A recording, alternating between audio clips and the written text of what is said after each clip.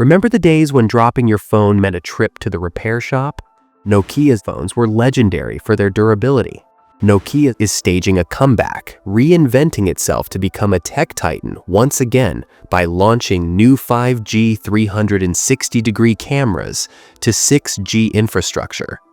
But how did a company that once dominated the mobile phone market fall from grace and then rise from the ashes? To our young viewers who don't know much about Nokia, let's understand the story from the start. Nokia was once synonymous with mobile phones. In the late 90s and early 2000s, they were the undisputed kings of the mobile world. But the arrival of the iPhone in 2007 and the subsequent explosion of the smartphone market, they clung stubbornly to their Symbian operating system, a platform that was perfectly adequate for basic phones but woefully unprepared for the demands of the emerging smartphone era. Their resistance to change was compounded by internal struggles with organizational change. Nokia's internal structure, once a strength, became a liability. Layers of bureaucracy and a hierarchical decision-making process slowed down innovation and made it difficult to respond quickly to market trends. This internal inertia led to confusion, a lack of clear direction, and the departure of key personnel who saw the writing on the wall. Talented engineers and managers left for more agile and innovative companies, further weakening Nokia's ability to compete. They even hesitated to fully embrace touchscreens, a key feature of the new generation of smartphones, clinging to physical keypads even as the rest of the industry moved on. This reluctance to adopt touchscreen technology proved to be a critical error, as touchscreens became the dominant user interface for smartphones. Their struggles were further exacerbated by a deal with Microsoft, where Microsoft acquired their mobile phone business in 2014 for 5.44 billion euros. This was seen by many as a desperate attempt to regain lost ground, but it ultimately proved to be a disastrous venture. Microsoft's efforts to integrate Nokia's hardware with its Windows Phone operating system failed to gain traction with consumers. Windows Phone never achieved significant market share, and the acquisition ultimately resulted in massive write-offs for Microsoft and the further erosion of Nokia's brand in the mobile phone space. The sale itself marked a significant low point. At their peak, Nokia's market capitalization was estimated to have soared well past $200 billion, some estimates even placing it closer to $250 billion, rivaling giants like General Electric.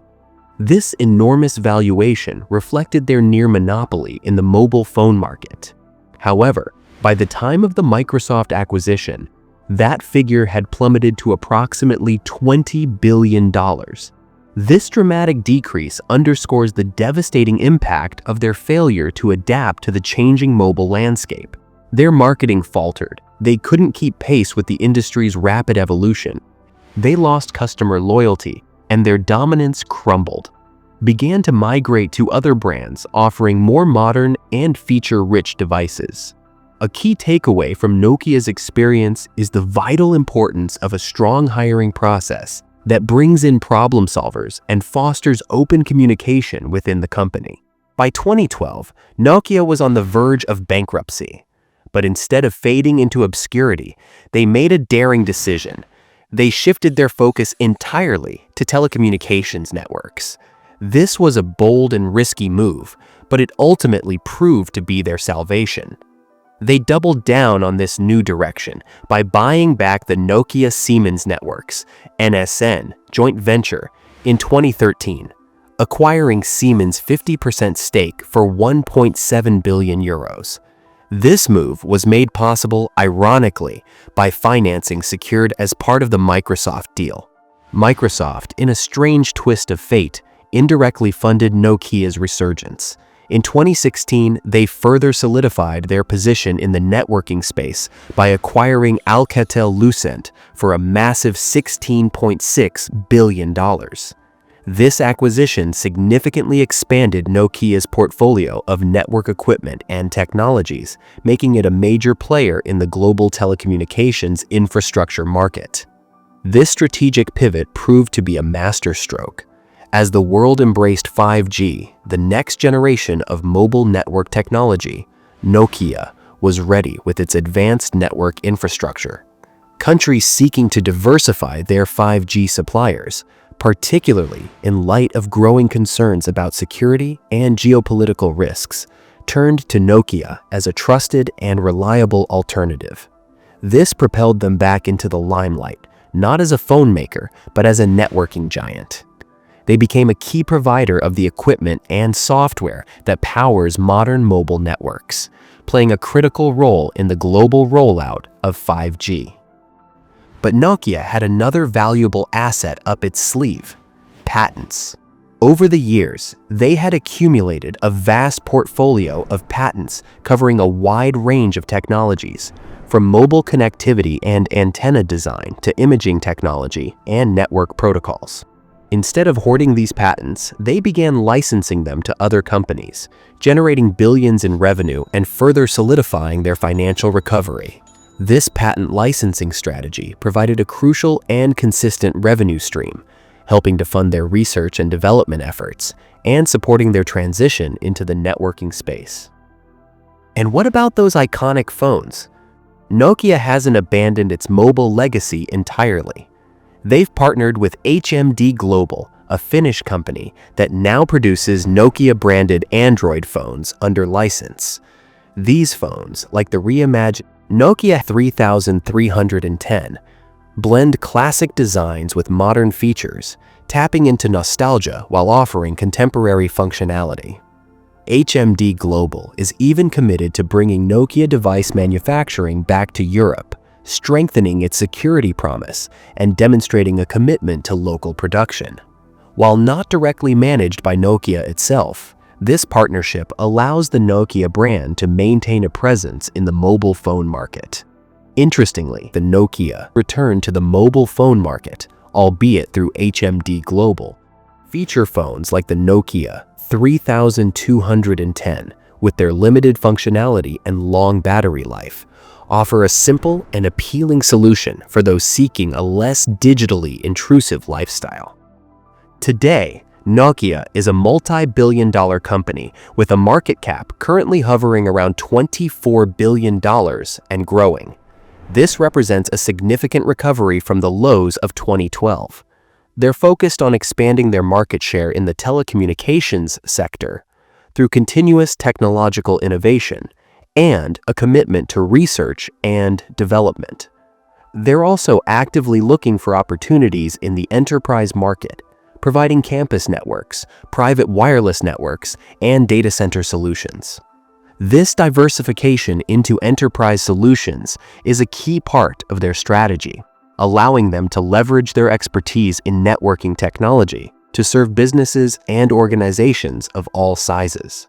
To accelerate value creation, Nokia has increased the autonomy of its business groups, allowing them to pursue tailored growth strategies, manage their portfolios more effectively, and make strategic investments in their respective areas.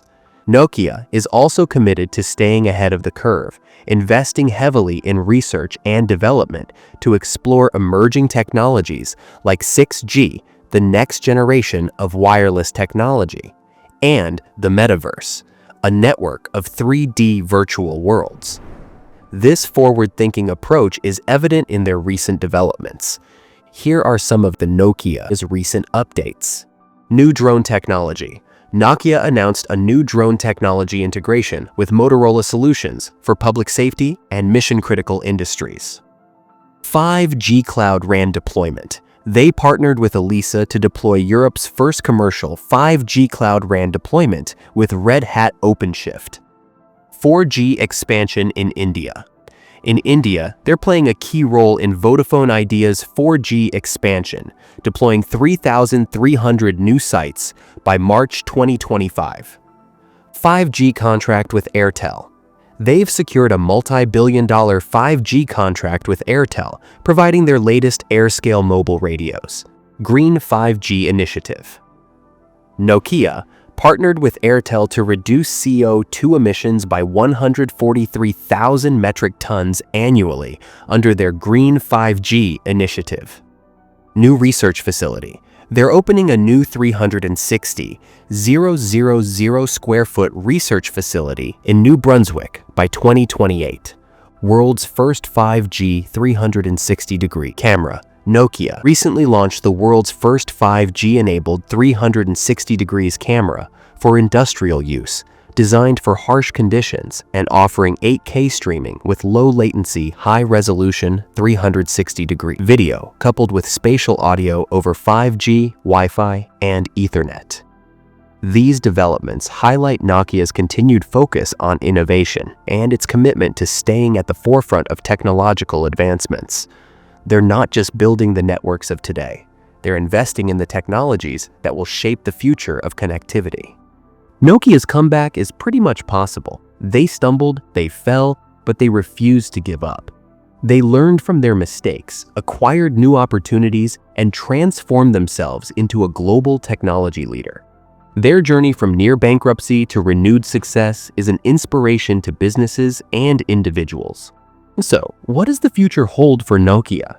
Will they continue their upward trajectory and reclaim their position at the top of the tech world? Let us know your thoughts in the comments below. And don't forget to like, subscribe, and check out the video popping on the screen to explore more.